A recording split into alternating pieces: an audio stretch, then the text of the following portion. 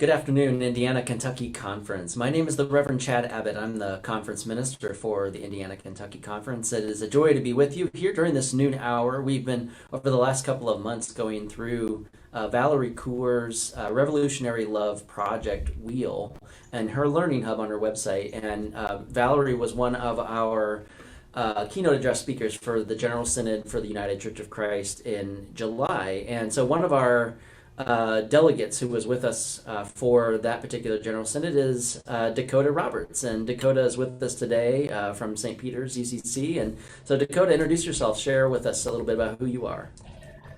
Yeah, thanks for having me, Chad. Like you said, I was a delegate to this year's General Synod and really appreciated everything that happened at that Synod, the people that were there. So I want to say thanks to all those folks who walked with us and accompanied us on that journey. And I actually am now the associate pastor for operations at St. Peter's UCC up in Carmel, Indiana, which is a really great call that the Spirit really worked in to bring me here. And so I'm really appreciative of the folks here that are welcoming me, and it's really a great experience already. So excellent. On day 2 or 3, correct? Right. Correct. I love it. Well, many blessings on the new journey. So we are going to be talking about the Revolutionary Love Wheel, which has 9 different words on the inside of it and 1 word on the outside, which is our final word, of joy. So we've been going through all kinds of different words, from wonder and grieve to rage and breathe. Well, it was last week with Lakota, not Dakota, but this week is Dakota. We're going to be talking about the word push. And that word, it seems like a counterintuitive word, but it's, from what I have read in her work and what we are going to hear in this video, is that word actually is a pivotal word towards healing, and that it is a necessary step towards the healing. So we're going to just take a quick moment to hear from Valerie on that word push. So give me a moment to get that live here. To push is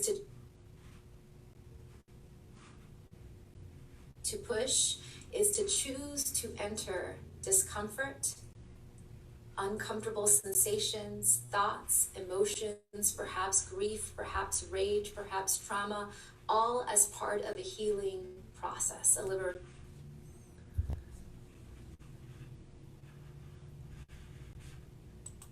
All right, hold that thought. Might help if I actually share my screen.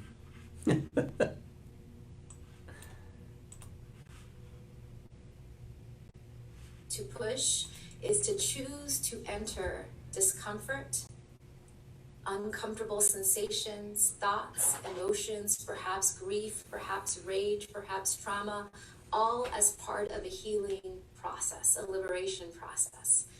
Pushing requires us to discern the right times to breathe and rest, and the right times to push through those painful sensations, emotions, and thoughts to birth new possibilities in ourselves and others. We'll be working today very specifically with what it means to push in the process of healing, forgiveness, and reconciliation. Okay, Dakota. So I hear this word push in her model as somewhat of a liminal word, in that there's a movement, so to speak, from things like rage or grief, even sitting in silence, to moving towards something that is actionable in healing and in justice. So like it is almost like that step from being able to express your rage or your grief or your fears or whatever it might be, and then the pushing is what I heard in her statements there just now, is it's that space of learning when to discern when is the right time to push forward into the next phase of either healing or justice. What did you hear in what she said today? Yeah, I think that is a great word, liminal. When we think about liminal spaces, the way I always picture it is a doorway, right? And so how do we get through a door? Typically we push or we pull to get through a door, right? Yeah. And so I think when we think about it that way, if we're approaching a doorway and we have with us already, as we approach that doorway, rage, fear, emotions that are uncomfortable to sit with, emotions and feelings that are difficult to remember, and difficult for us to express. As we approach that door and we take a breath, like she says, we need to notice the difference between resting and breathing to prepare to push that door open, because on the other side of that door is what we're looking for, which is liberation, which is healing. And so in order to do that, we have to put force on the doorway to get through to the side. And I think that she talks about how you have to enter the discomfort. And for a lot of us, we like to find safety and security in our comfort zones, but we're constantly told, whether it's in a leadership retreat or it's in school or it's in any sort of vocation, where we're always told, put yourself outside your comfort zone and you'll discover things about yourself. That's exactly what we're finding in this notion of pushing. Yeah, it seems like the word that came up in what you just said for me was the word threshold, right? So a doorway is kind of a threshold into something new, and sometimes I think we're much more okay as human beings with that which we know, that which we think is safe or secure. It may not be safe or secure at all, but we think in our mind it is, or we have direct experience of that, so we can say, yes, I'm going to remain right here where I'm at. But to kind of gently approach the doorway or the threshold, and not just approach it, but to actually step through and over and into from that threshold into something new, is a little bit frightening, which is, I think, why many of us don't do it, right? Because of you raised it as like the uncomfortable feelings, the uneasiness, the uncomfortableness of it all. So what do you do to spiritually when it comes to those kind of uneasy moments? What are some of your practices? Yeah, so for me, some spiritual practices, one of them is I find an outlet for those feelings. And so, anytime you go into any sort of training about preaching or public speaking, you try not to project your own feelings on the audience that you're speaking with, but finding an audience that is allowing you to be your whole self, and then bringing your whole self there without projecting. And again, that's a fine line to walk. But I think letting those feelings out and naming them is a great spiritual practice. I also think one of the spiritual practices that I've gotten into has really been turning off. So anytime that I need to, and some people call it self-care, whatever you want to call it, but for me, it's okay. I'm not going to answer that email at 9:30 at night, or I'm not opening my text message from my boss until I'm in the office and doing something that day. So those to me are practices that are actually spiritual, because I'm looking to God to give me guidance on what is best for me in this moment, and then acting upon that.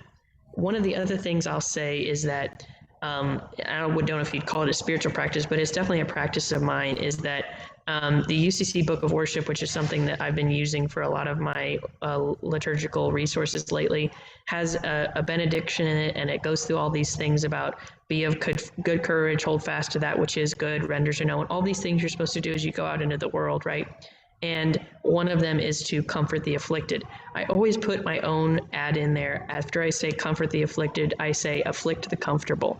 I think that is that leaning into that justice piece of where are those in exceptional places of comfort, and how can I be afflicting them towards God's justice? And so that's another one that I kind of have been employing lately. Yeah, the threshold of that is holding both of those, comforting and afflicting, in balance in ways that doesn't push one way too much in one direction or one way in another direction. But the push piece of that is holding that balance in good spiritual practice. I like that. I love your practices. I think those make really good practical sense. I mean, those are in some ways when I experience what you're describing, like emails or text messages, or even just specific asks of my time, for example.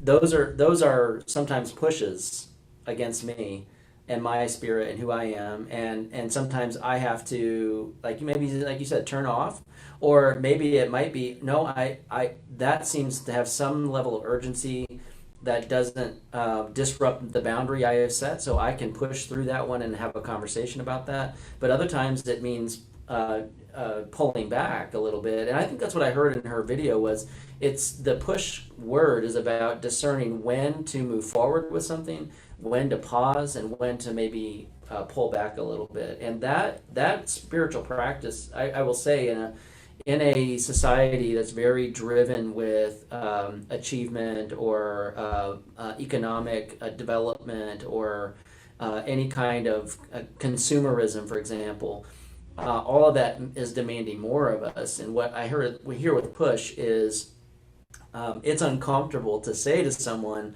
I can't do that right now because I need the space for doing X or Y or Z. And that's a healthy practice, but it's also a pushing through that's healthy, you know. Dakota, we're coming to the end of our time. Do you have anything about this word push that seems relevant to share with our listeners today that might be helpful for their journey ahead? Yeah, I think the only thing I would say is that Valerie mentions that it's both individual pushing and a communal pushing. So it's knowing when you're pushing yourself to do something and what you have agency over to push yourself to do, and maybe monitoring what you may be pushing others to do. Right. It's okay to push others, right? But knowing when is the right, like you said, when to push and when not to. But then a communal pushing of we as a community are going to push through these things to the next side. That's another thing. So there's lots of different kinds of pushing, individual, one-on-one, and communal, that I think would be helpful. Yeah. No, that makes complete sense. And as church, we ought to know that, right? We're individual believers and followers of Christ, but we're also a part of a community that does that. And knowing that balance and working those spiritual practices in both spaces is really a challenge for sure. Dakota, I want to thank you for being with us today and for being a Synod delegate for us this past July, and many blessings on the new journey at St. Peter's in Carmel. Friends, thank you for being with us. Thanks so much, Chad. Thanks for having me. Oh my gosh, of course. I'm glad you were here. Friends, thank you for being with us here on this noon hour, and we will be together next week for our final word in the inside of the wheel. We will have one more week after that on the outside of the wheel with the word joy.